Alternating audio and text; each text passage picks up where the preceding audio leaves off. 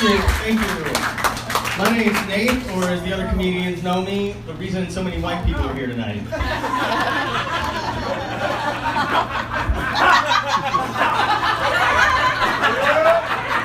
I appreciate that about yourselves. I want to tell you a little bit about myself, though. When I was in college, I didn't know what I wanted to do with my life. So I asked my advisor, who's kind of hippie, and he told me, hey, follow your bliss. Then I read that ignorance is bliss. So I dropped out. After I dropped out, I actually spent most of my 20s playing poker for a living. That's pretty cool, right? Clap if you think that's cool. Yeah! Alright, well, all of you clapped are wrong. It was online poker, which is not cool at all. People hear poker, people hear professional gambler, they think it's the dark, seedy underbelly of society. Online poker is closer to the mini, pale, pasty, obese bellies of society. And the only time they get seedy is if a guy's been like eating sunflower seeds for like 10 hours with his laptop on his belly and they're all starting to like collect the shells around him.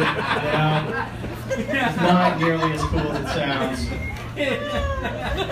And then, you know, that ended, and then I got into a little dark period and started doing cocaine for a living.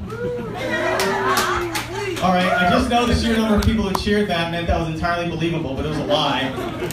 I just said that as a tester because a surprising amount of people think I deal cocaine. Which I guess I understand when I'm dressed like this, you know? Look like I just walked off the set of Miami Vice. Just spent a week filming as a guy who stands around an airport with a briefcase full of cash, looking nervous. Waiting for the drop. But the thing I've discovered is it turns out I get this no matter how I dress. If I dress up in like a t-shirt and jeans and go out, people keep trying to buy coke for me in the bathroom.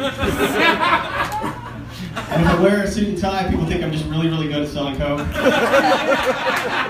Like Johnny Depp and Blow, about an hour into the film, you know? That's still going well, yeah. But, see, that's the thing, you know, TV's not real. You know, people watch too much TV, they see this, they think, on TV, this look, yeah, Miami Vice. Real life, this look, divorced dad. So, got my Hawaiian shirt, rented a Sebring convertible, got my kids this weekend, I want to think I'm still cool. I am neither divorced nor a dad, in truth. I'm married. My wife and I have been talking about having kids, but we have a bit of a disagreement. See, she's a bit of a pessimist. She's worried, you know, Trump's president. She thinks climate change could lead to social collapse one day. She's worried the world's falling apart. She doesn't want to bring a child into that world. But I'm an optimist. I think if you bring a child into that world, one day, you'll be able to trade it for water and guns.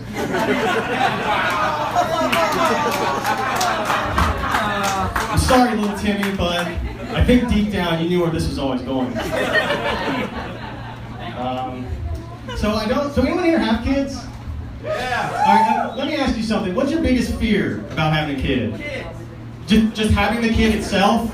That seems perfectly normal. Because I want kids someday, I think, but I have some fears too. But my fears are all fucked up. Like one of my biggest worries is that my kid's gonna become a serial killer someday. I don't know how to deal with that.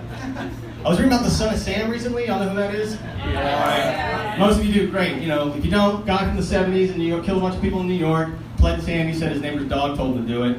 And just for a second, tried to put myself in his parents' shoes. You know, wondering what it must be like to do your best to raise a child, bring them up, treat them right, and have them grow up to be an adult who takes orders from a goddamn dog. You know, look, people kill people sometimes. Nobody's perfect, you know. But letting a dog boss you around, dogs don't know shit. And look, I love dogs. They make great pets, but I would never hire one as a life coach. Maybe I'm just speciesist that way. And that's why I never bought the insanity defense, you know. Hearing a dog talk to you, yeah, that's crazy. But following that dog's orders, that's just stupid. All right. Turn on a little bit. So, I've been trying to make some money recently, have new ideas for businesses. Got an idea for an app for basically short-term housing rentals for the leather and kink community. It's called Airbnb DSM. Nice. All right, great. This is my kind of crowd. You're gonna like where this is going. We have a couple taglines I'm working on. Airbnb DSM. Your safe word is safe with us. When you need a home away from home, and you need that home to have a dungeon. So, getting to my next bit, I'm glad you like that, because we're gonna, continue down the R-rated road here. I don't, people are into a lot of things. I don't try to judge what people are into. I'm a live and let live guy, but there's one group of people I don't understand, and I don't think I'll ever understand. That's people who leave comments on internet porn. First of all, 2 reasons. First, maybe I'm old-fashioned or something, but I don't want to talk to other guys about jacking off, ever. The only reason I can think that I would want to is if it was a medical emergency and I was talking to a doctor, and I don't think anyone's ever confused Pornhub for WebMD. Second, maybe it's because I'm a little older, from an older generation, but, I remember a time when the only way you could buy porn was in the store, in a store with no windows, with magazines all wrapped in plastic. And we didn't even, when we did that, we didn't even make eye contact with the other guys in there, let alone talk to each other about our loads. And yes, that is how gross porn comments actually get. Yeah, I know. But the second reason it always throws me is, I never understood, when do you leave a comment on a porn video? Because in my mind, there's only 3 times you can do it. Before you watch it, while you're watching it, and after you watch it. Can't do it beforehand, you don't know what you're talking about. And I suppose anything's possible, but I don't think anyone's interrupting themselves, giving themselves blue balls to tell the internet how turned on they are right now. So that means after.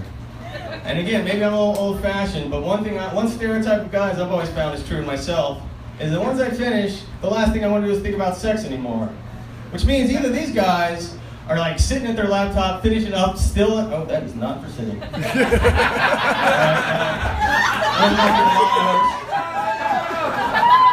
I'll just do this part standing up. That means they're still sitting at their laptop, with their pile of their own cum, and just being like, I gotta let the world know before my shame kicks in. Or it means they wiped up, cleaned up, went to the bathroom, washed their dick, washed their hands, put the pants on, came back to the computer, and were still like, yes, I have to tell everyone. And I just don't get it at all. But like I said, maybe that's because I'm old-fashioned. Maybe I have an overdeveloped sense of shame. I was raised Catholic after all. My mom is real Catholic, old school Catholic. She's so old school, she only buys single-ply toilet paper. But she never misses a chance to punish herself. And when I visit, I try to talk her out of it into getting the good stuff, and she always says the same thing, offer it up. Offer up your suffering. One time, she even grabbed her biggest crucifix off the wall and started waving it around, saying, look how many bloody holes Jesus had put in him. You can suffer one bloody hole.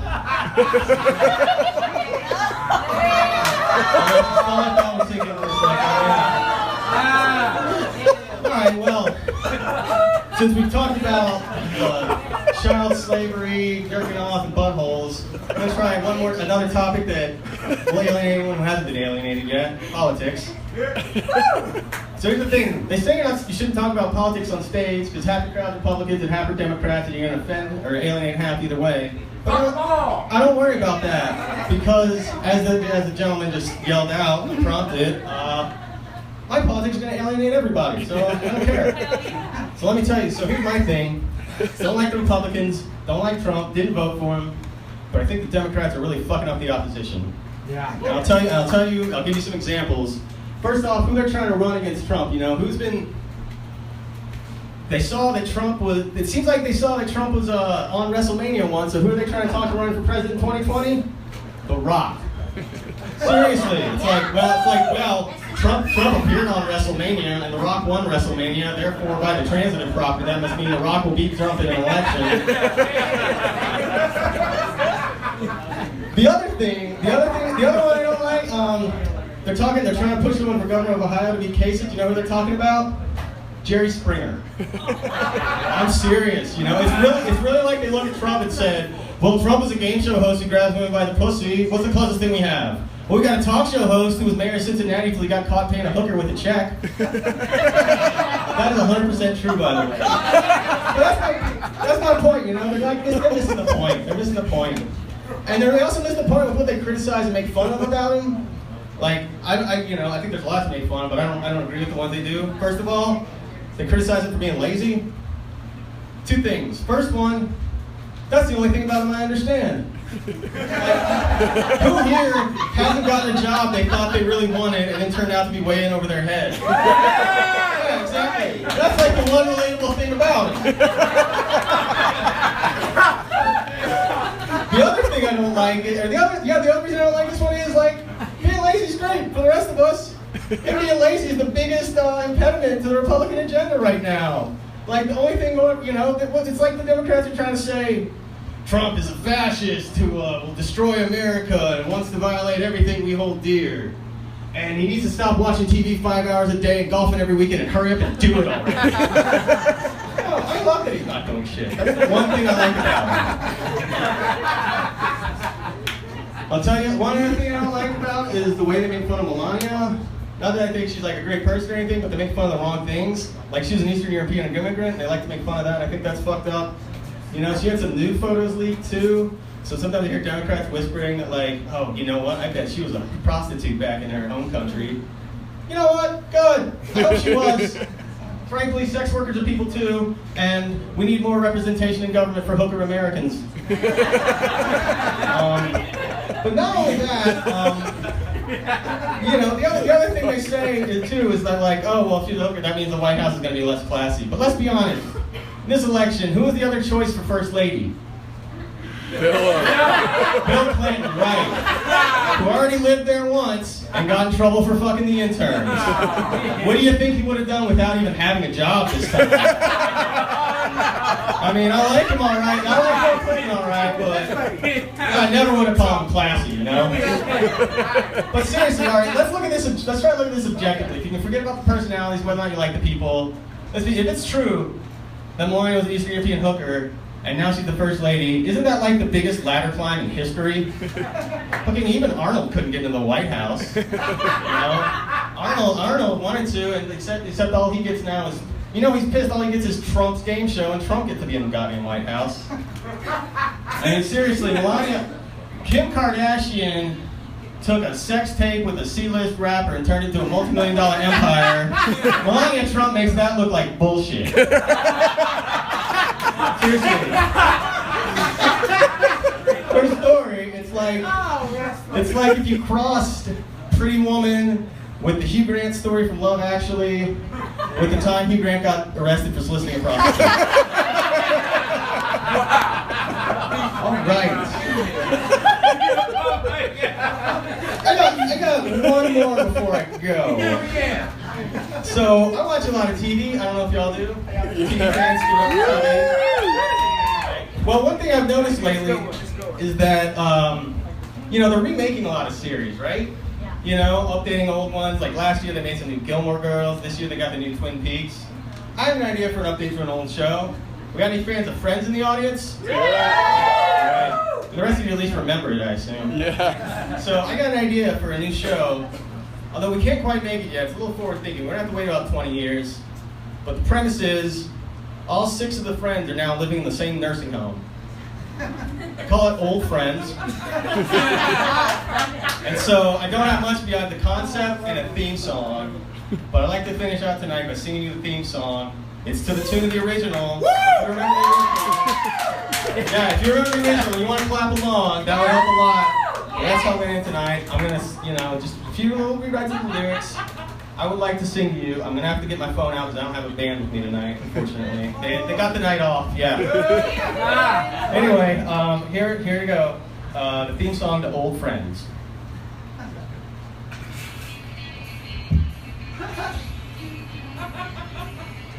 So no one told you life was gonna end this way. Your hips are broken, Joe. Your spouse is DOA. It's like your wheelchair stuck in second gear. When you can't remember the day, the week, the month, or even the year. But I'll be there for you. When the nurses steal your pills, I'll be there for you.